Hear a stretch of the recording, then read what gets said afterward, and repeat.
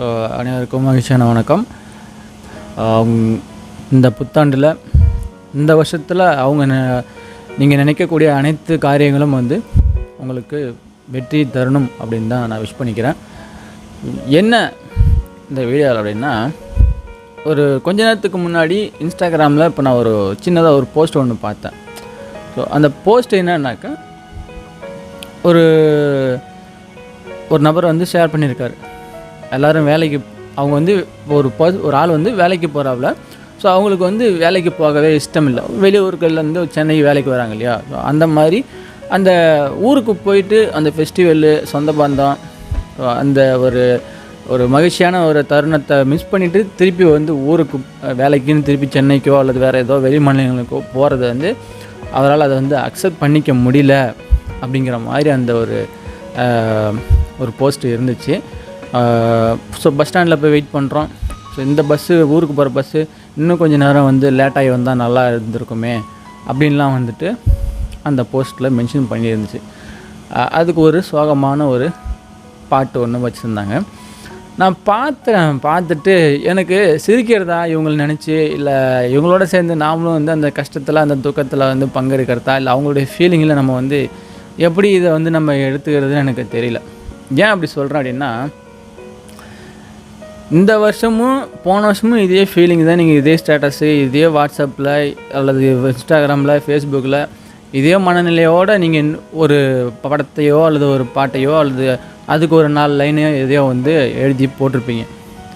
ஆனால் அதே மாதிரி அப்படியே இந்த விஷயமும் ஃபாலோ பண்ணுறீங்க. இது எதுக்காக அப்படி பண்ணுறீங்கன்னு எனக்கு தெரியல. என்ன அதை நீங்கள் போடுறதுனால என்ன மாறிட போகுதுன்னு நீங்கள் நினைக்கிறீங்க? சரியா? அது போடுறதுனால நீங்கள் உங்கள் வாழ்க்கையில் எந்த ஒரு முன்னேற்றமும் அடைய முடியாது.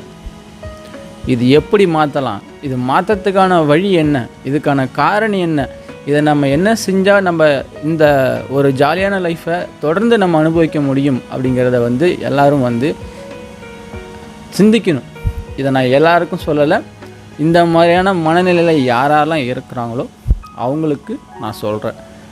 எனக்கெல்லாம் ஊரில் வெளியில் வெளி மாநிலத்துலேயோ அல்லது சென்னையிலையோ போய் எனக்கு வேலை செஞ்சால் தான் ஜாலியாக இருக்குன்னா அது உங்களோட விருப்பம். நான் வரல.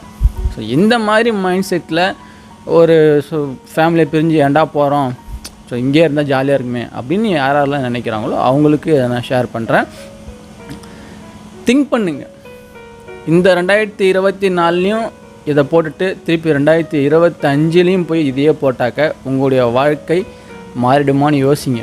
2025ல் இந்த பதிவு போட்ட நீங்கள் வேற ஒரு பதிவு, நான் ஊரில் ரொம்ப மகிழ்ச்சியாக இருக்கிறேன், சொந்த பந்தத்தோட திருவிழா, ஃபங்க்ஷன்ஸு, குடும்ப விழா, ரிலேட்டிவ் ஃபங்க்ஷனு, குடும்பத்தில் ஒரு விழா, ஸோ இந்த மாதிரி எல்லாத்துலேயும் நான் பங்கெடுத்துக்கிட்டு இருக்கேன் அப்படின்னு நீங்கள் போடணும். அதுக்கான வழி என்ன அப்படின்றத நீங்கள் தேடணும். எனக்கு தெரிஞ்சு ஒரே ஒரு வழி, ஒரு சொல்யூஷன் என்னென்னா, இன்றைக்கி வளர்ந்து கொண்டு வருகிற இந்த நெட்வொர்க் மார்க்கெட்டிங் இதில் இந்த இண்டஸ்ட்ரி தான் இப்போ வளர்ந்துட்டு வருது. இதில் நீங்கள் உங்களுடைய கால் தடத்தை நீங்கள் பதிச்சு இதில் முயற்சி செய்யுங்க. அதுதான் நான் சொல்லிக்கிறது.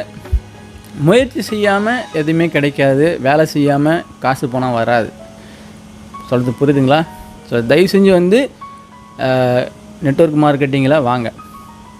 இளைஞர்களுக்கும் நான் அதான் சொல்கிறேன், வீட்டில் இருக்கிறவங்களுக்கும் அதான் சொல்கிறேன், இந்த மாதிரியான மனநிலையில் இருக்கிறவங்களுக்கும் நான் அதான் சொல்கிறேன். நிறைய அனலைஸ் பண்ணுங்கள். எந்த நெட்வொர்க் மார்க்கெட்டிங் ரொம்பவே நல்லா இருக்கும், எது பெஸ்ட்டு அப்படின்னு சொல்லிட்டு தேடுங்க. தேடி பார்த்துட்டு அதுக்கப்புறமா ஒரு முடிவு எடுத்து எது பெஸ்ட்டாக இருக்குமோ, எது உங்களுக்கு ஒரு நல்ல ஒரு ரிட்டர்ன்ஸை கொடுக்குமோ அந்த நெட்வொர்க் மார்க்கெட்டிங்கில் நிறைய கற்றுக்கிட்டு அதுக்கப்புறம் நிறைய அதுக்காக வேலை செய்யுங்க. கண்டிப்பாக அதில் உங்களால் பெரிய லெவலில் அச்சீவ் பண்ண முடியும்.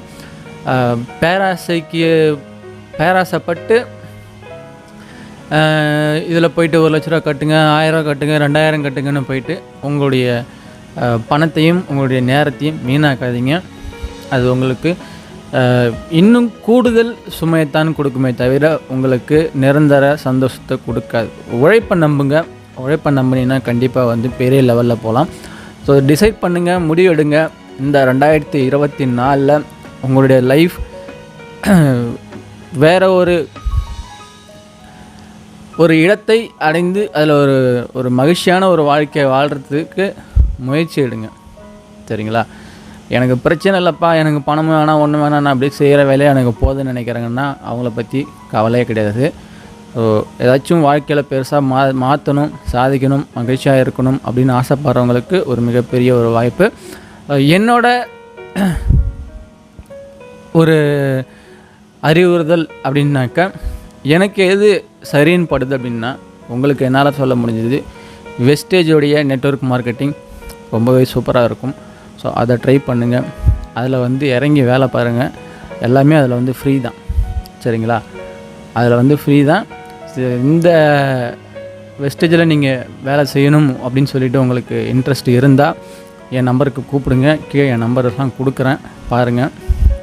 இதில் யார் வேணாலும் ஒர்க் பண்ணலாம். 18 வயசு பூர்த்தி அடைஞ்சிச்சுன்னா யார் வேணாலும் வேலை செய்யலாம். திறமை தான் இங்கே முக்கியம், வேலை தான் இங்கே முக்கியம். சரிங்களா? ஓபி அடிக்கிறதுக்கான இடம் இது இல்லை. நீங்கள் எந்த அளவுக்கு ஃபாஸ்ட்டாக ஒர்க் பண்ணுறீங்களோ அந்த அளவுக்கு ஃபாஸ்ட்டாக நீங்கள் இதில் மேலே வளர முடியும். அதனால் இதில் நோ இன்வெஸ்ட்மெண்ட்டு, அதே போல் நோ இன்வெஸ்ட்மெண்ட்டு, ஹவுஸ் ஒய்ஃப் பண்ணலாம். இது நீங்கள் எல்லாமே இந்த வேலையை பொறுத்த வரைக்கும் நீங்கள் வீட்டிலேருந்தே வேலை செய்கிறது தான் இதோடைய வேலையே. நீங்கள் மீட்டிங்குன்னு கூட நீங்கள் வெளியில் போகிற மாதிரி இருக்காது. எல்லாமே ஃபோன்லேயே, ஜூம் ஆப்லேயே எல்லாமே நடக்கும். ஸோ ட்ரை பண்ணுங்கள், முயற்சி எடுத்து இந்த 2024 உங்களுடைய வாழ்க்கையை மாற்றுறதுக்கான ஒரு ஆரம்ப புள்ளியாக வச்சு செயல்படுங்க. நன்றி, வணக்கம்.